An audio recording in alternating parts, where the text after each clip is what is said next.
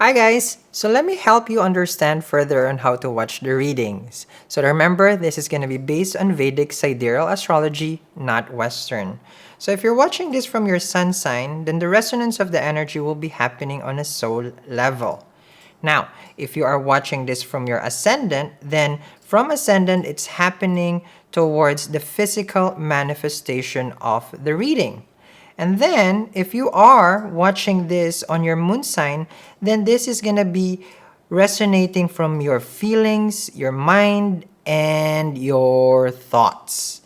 Now, for the people who are looking for that masculine energy, then you would have to look for Jupiter in your chart so that you will know how the energy works. And then, if for the people who are attracted to the feminine energy, then you would have to look for Venus. Now, do remember that Venus also rules the energy of the relationship, so that would be also helpful for you. Now that you guys are all set, thank you very much, and let's begin with your reading. Hi Taurus, welcome to my channel. We're doing your August. How are you? We're doing just the centennial one. Yeah, that's what I'm using. And a little bit of mix of intuitive. Because people like it when you do intuitive. Okay. So one thing I was picking up, it says like, you're waiting for an apology. You can't get enough of the person. And it's one of those connection where, if it's a movie, Mr. and Mrs. Smith.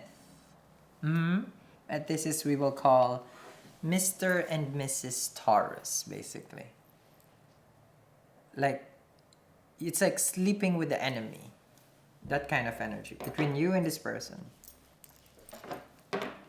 It's like a love-hate, push and pull. But who's gonna win? You know? Who has the one up? I sense a competition, but it's not about hate. It was competition of love. Like, it's like love that went wrong. Okay? Because there's too much. That could have resorted to obsession. That could have resorted to something so toxic. That's when you get extra love. It becomes a pool of a source of addiction. Can't have it, like once the person takes a part of it, you become like dependent because it was too much. This person was loving, or you were. Okay. Mr. and Mrs. Taurus. Two of Cups. Mr. and Mrs. Taurus. I told you. You guys are loving the intuitive, I can tell. Haven't done this in a while, right? How can I stop this? How? Knowing that this love that I have a history with Taurus. Taurus doesn't know this. But I guess it's time for me to come out that I have history with Taurus. I think nobody knows about my history with Taurus. Okay. Dealt with Taurus. Okay. M1 with one. That's how I always say with each zodiac. Because once you're dealing with one, their energy will brush off to you. You're gonna become like one. Yes.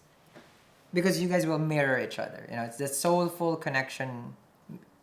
It's an exchange, between the two of you. You're waiting for them to reach out. Can be a Leo, right? Someone is hesitant. Someone is nervous. Someone is nervous. The Two of Cups energy. Someone is nervous. Why are they nervous? Because they never met someone this real. They never met someone who is this much of loving nature-wise. King of Wands. Can be an Aries that you're dealing with. You guys are always having this mixed match energy with the Aries. I don't know how that happens. Either you are, again, always in the last degrees of Aries. They're hesitant at first, but now very driven and passionate, right? King of Wands, the gigolo card. It's like, damn, gorgeous, good looking, but just so hard to make them stay. They do stay. They're not a knight. They do stay, but it doesn't take them long to stay. You just have to find the right, like the right flavor. Okay, I don't know why they're saying flavor. It has to be the equal amount of crazy and the equal amount of love to make them stay there. There has to be some spice, because this spicy person is spicy. They're looking at you, you know, like they've seen an angel of some sort. They see that kindness in your eyes, you know. They see that you're not gonna make a move because you're confident like a Nine of Pentacles, you know. It's one of those. You're just out there grazing, Nine of Pentacles. I was single, Sal, and I was doing well. And then bam, man versus soulmate. Normally I say man versus bus. Man versus soulmate. Who wins? Of course the soulmate energy. Because it's wild. Yeah. Especially with the King of Wands. They're wild. You on the other hand, you choose the whole, you know, like a Taurus, grounded, secure relationship. You guys can be fun, but at least make sure that there is some safety word. Yan, Sammy? There has to be some safety word. We can't just all be living dangerously. You want something secure because as a nine of Pentacles, you want. I'm so annoyed with this shirt. I'm gonna change this after. As a Nine of Pentacles, you want a Ten of Pentacles. You want, if we exchange love, then there has to be some sort of security. You can't just keep seeing me as someone you love, and then, you know, it's like you just keep telling me you're passionate with me. Okay? Because if that's the whole scenario, there is conflict. You disagree with them. This is when things becomes rocky. Yeah. If it's the movie Mr. and Mrs. Smith, this is now the kitchen action. This is where you guys have it going. Okay. This is when you realize that, wait, this is a person who's like me, but they deal with situations differently, but they're like me. Now you are in the learning curve of the connection.